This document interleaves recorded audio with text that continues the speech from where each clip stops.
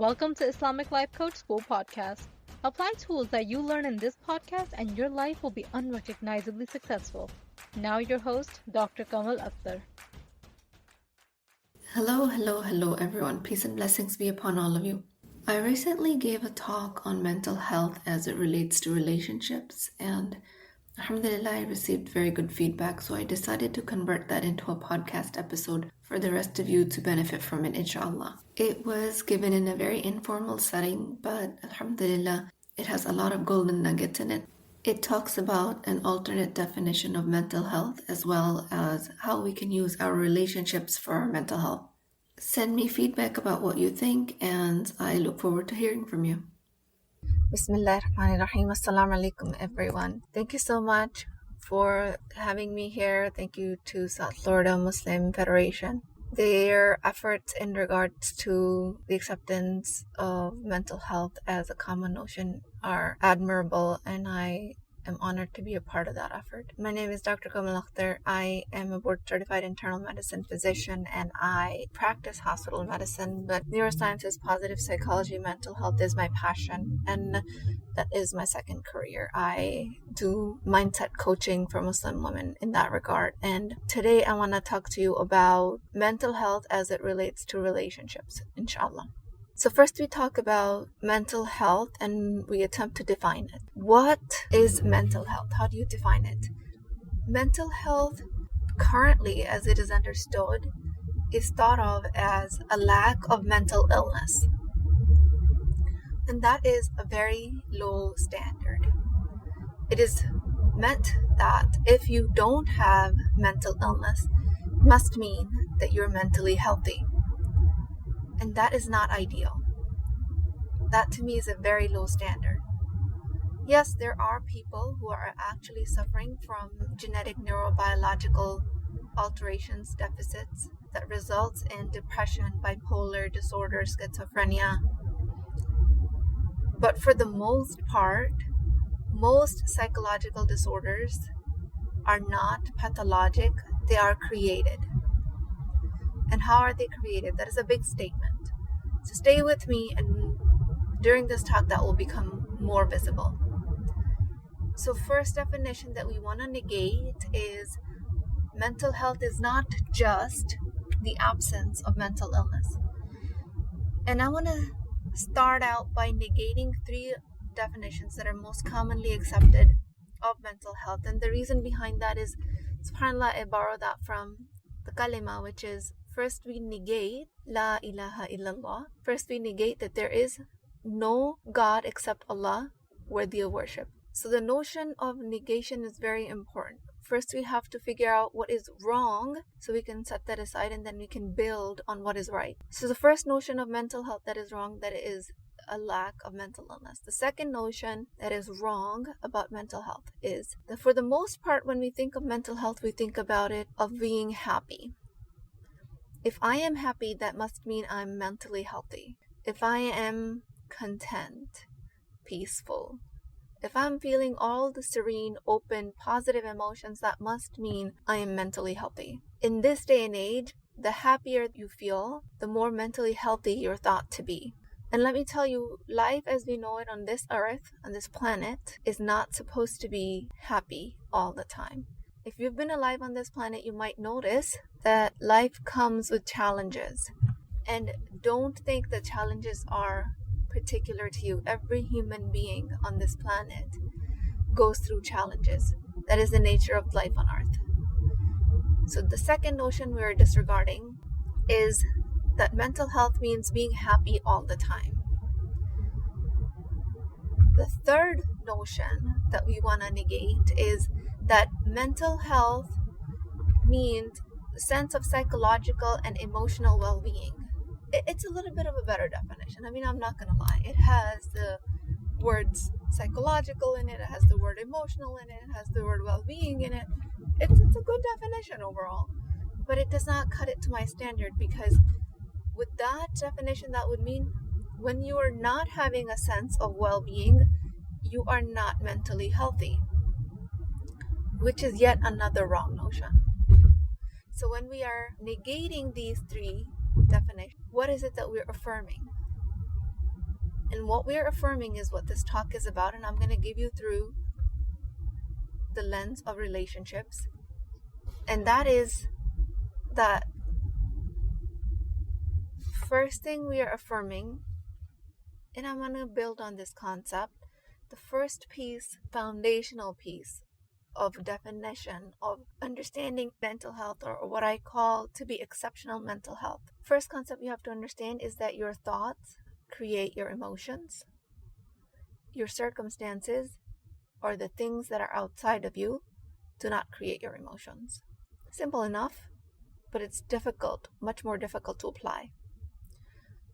People in your life do not make you happy.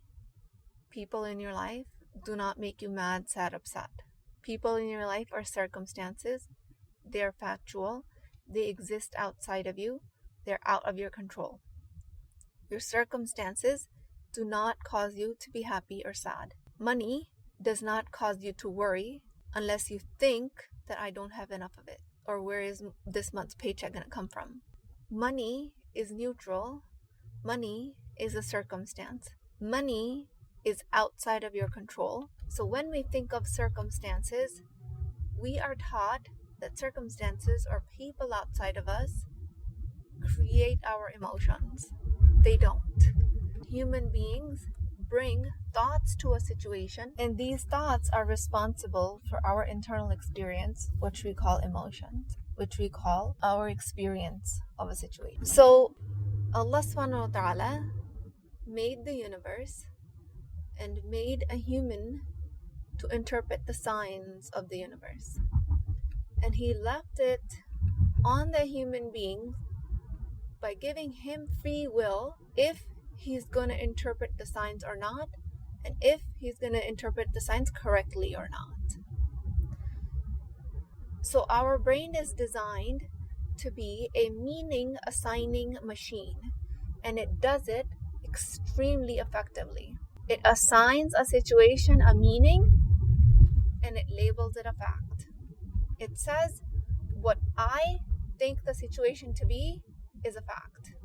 So everyone is running around going through their lives thinking what I think is factual. That is the primary job of the brain. There's nothing wrong if that's what you think. That's what your brain is designed to do, and it does it extremely effectively. So how does it apply to mental health? So when we come to a situation and we say that this person caused me up to be upset, this person who is blurting out Islamophobic rhetoric caused me anger, hate, it caused me fear for my life. You have assigned your experience, you have assigned your emotional well-being to this other person. And that's what we do in our relationships. And that is extremely detrimental to our mental health. So a component of exceptional mental health, how I define it, is to take ownership of that experience. And you do that by remembering that what you're interpreting your situation to be is actually your lens that you're looking at the world through. The world does not give you thoughts, you assign it thoughts. So it's not an outside-in experience, it's an inside-out experience. So if you think of it in those terms, it's extremely empowering, because what you assign the world, the meaning to be, is in your control, because your thoughts are in your control. And that is how we optimize for exceptional mental health. And when you optimize, it's a skill. It's something that you continue to practice. I, to this day, having come to this work 4 years ago, am still optimizing my mental health on a daily basis. And I protect it. I fiercely protect it, because my default wiring, or my nafs, or the shaitan's whispers, otherwise, work to keep me mentally unfit. Think of it as going to the gym. If you lift weights, your muscles will get bigger. If you work out, you will be physically fit, but you have to put the effort in. Default is, if you sit on a couch, your muscles will wither away. When we come to creating mental health, it is something that you have to put effort. And it's not monumental effort. It's not unachievable. It's not super difficult. It's just something some concepts, if you get right at the basic level, it's extremely easy to maintain. So the first part of accept mental health is having the understanding that your thoughts create your emotions. People in your life, the ones that you are in a relationship with, do not create your emotions. And the second part is to take control of those thoughts, is to learn the art of directing your mind to think what serves you. And this is the biggest part of exceptional emotional health, because when we think we're meant to be happy all the time on this earth, then we drop into hustle energy, we drop into ghafla of Allah subhanahu wa ta'ala, we drop into continuously working to make more money, because that seems to be buying happiness. And money is not a bad thing, trust me. I am a big proponent of making as much money as you would like. I'm just using that as an example because we think that if we can manipulate our circumstances, if we can buy enough things, if we can vacation enough, if we can buy enough presents for our gifts for our spouse, if we can shower them with everything, every privilege, then they will act a certain way and then we will feel happy. That is a very roundabout, very indirect, very disempowering way to feel happy. So when you're coming to a life circumstance thinking you're supposed to be happy and you insist on happiness, you say, yeah, but I have all of these privileges, I could be happy all of the time. And you're allowed to insist for your happiness 100% of the time, like you're totally allowed. Especially living in the Western world, it seems like we're so privileged that it is almost sacrilege to admit to our unhappiness at times. But just know that if you insist on being happy all the time, that would mean that you have to be happy when difficult things happen in the world. When there's occupation, you have to insist on being happy. When there is Islamophobia, when there's discrimination in public school because of your child's skin color, when there's racism, when there's apartheid, when there is an earthquake, you have to insist on being happy when difficult circumstances happen in the world. And that is the recipe of being emotionally and mentally unwell. Unless there's a sociopathy, in which case that's justified because sociopaths don't feel negative emotions, they could just suppress them. So with these two components, your thoughts create your emotions, you can have control over your thoughts, and you're not supposed to be happy 100% of the time. You come to a conclusion, which is my definition of mental health, is that you practice agency over your thoughts to create an emotion that is appropriate for the situation, and that is optimal mental health. When you leave here, I want you to start practicing this skill of separating yourself from the situation, inserting what thought you're bringing to the situation, exercising control over that thought, over that interpretation, over that language, and then asking yourself, what do I have to think about this situation that will serve me? And sometimes the answer is, the thought should be, this is a horrible situation and I feel horrible as a result of it, and that is going to be appropriate. And that is perfectly fine.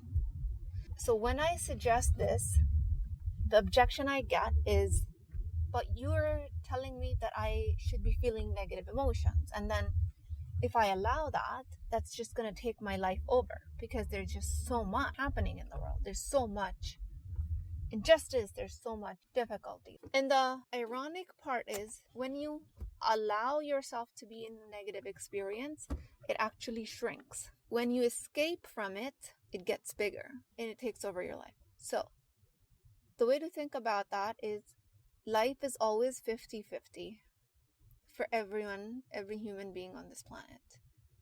Regardless of their religious beliefs, regardless of their race, ethnicity, age, regardless of their financial status. It doesn't matter if they're an employee, it doesn't matter if they're a venture capitalist. فَإِنَّ مَعَ الْأُسْرِ يُسْرًا إِنَّ مَعَ الْعُسْرِ يُسْرًا. With every hardship there is ease, and it's going to be handed to you as a package. Life is always going to be 50-50. So when you are not resisting the negative emotion, you can allow yourself to be in grief of a loss. You can allow yourself to be in grief of somebody else's loss. When you think about the earthquake happening in Turkey, it's the amount of financial and human lives lost. It's like my mind is blown with the amount of loss and grief that those people must be experiencing. And it's okay for you to reciprocate that. So let me tell you what has us indulging in this negative experience more than we need to. If we allow life to be 50-50, we can say half of our experiences in our life are just going to be unpleasant, and that's just how it is.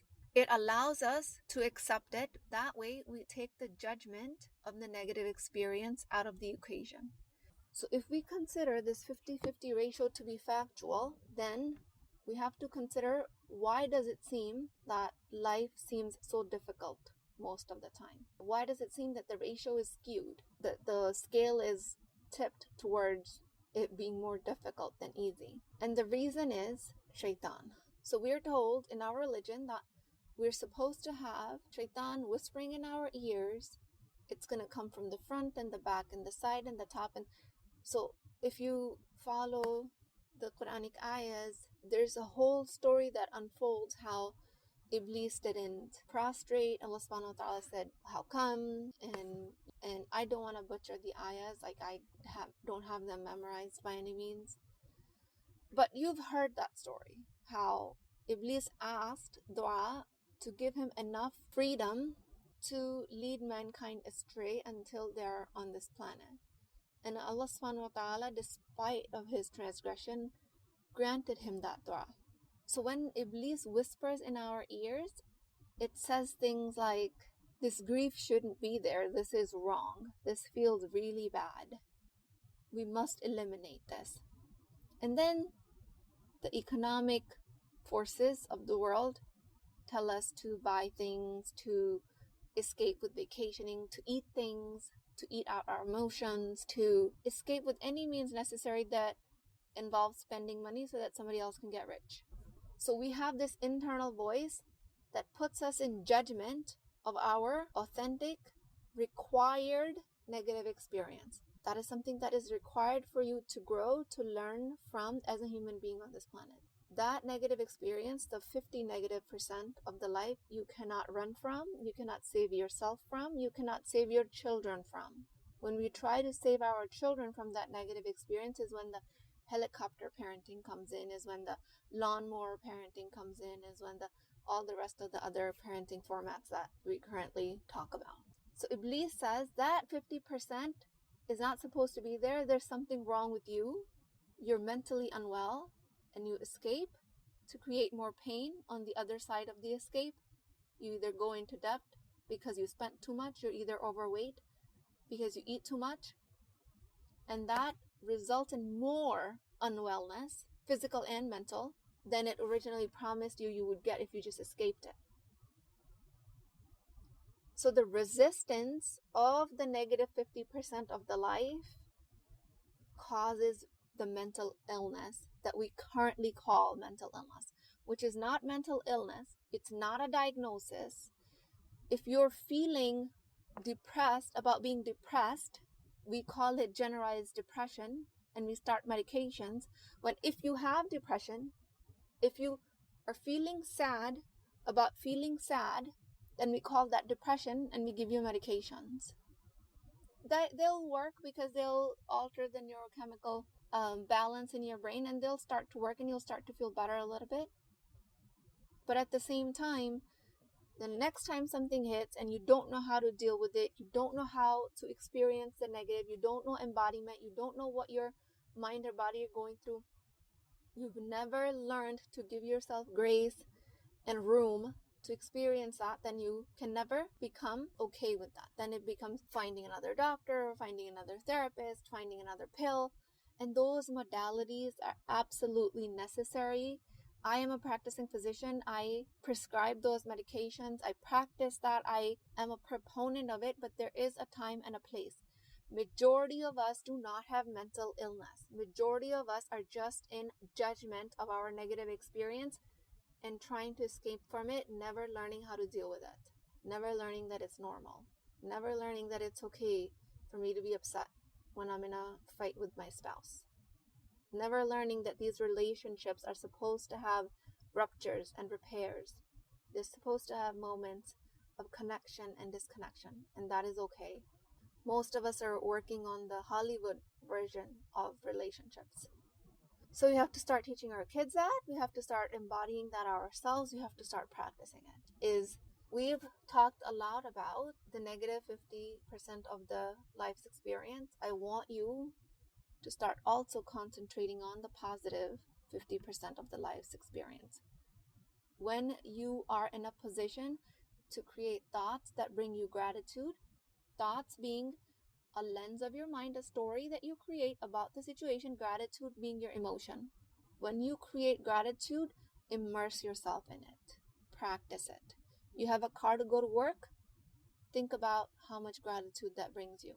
You have health, you have children, you have money, think about how much gratitude that brings you. You have fingernails, you have eyesight, you have hair, you have a skin that keeps all the germs. There's innumerable things that you can think about that comprises of the 50% of the other positive 50% of life.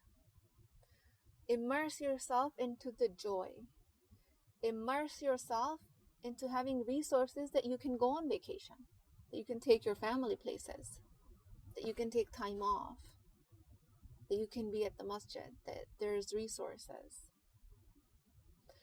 Immerse yourself in the positive experience, because when shaitan has you dwelling on the negative, it seems like the negative 50% expands to be 90 or 100% of our lives, and we forget the underlying 50% that's supposed to be happy.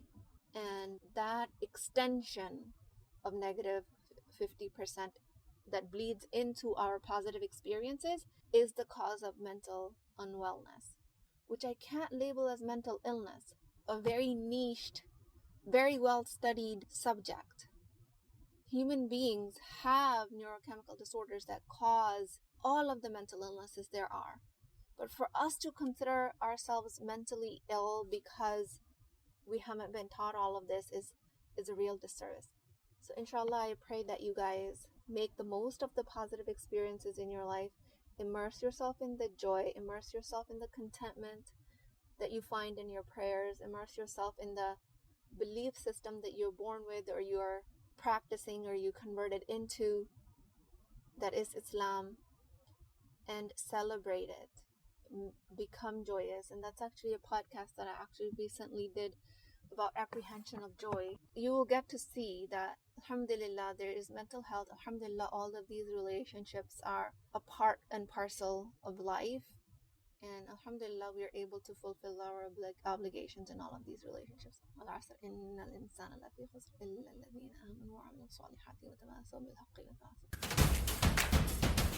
If you're interested in getting coached by me, I'm offering a very affordable opportunity to do that with Wisdom Wednesdays. This is not a course, not a lecture. This is an opportunity for live coaching, real change with Islamic adab and etiquette. You do not need more information. You actually need a space to create change. At $19.99 a month, which is the price of takeout dinner, you as a Muslim woman will create confidence, intimacy, and connection without shame or fear of judgment, because your privacy is my highest priority. So join at www.islamiclifecoachschool.com, resources, Wisdom Wednesdays. I'll see you inside, inshallah.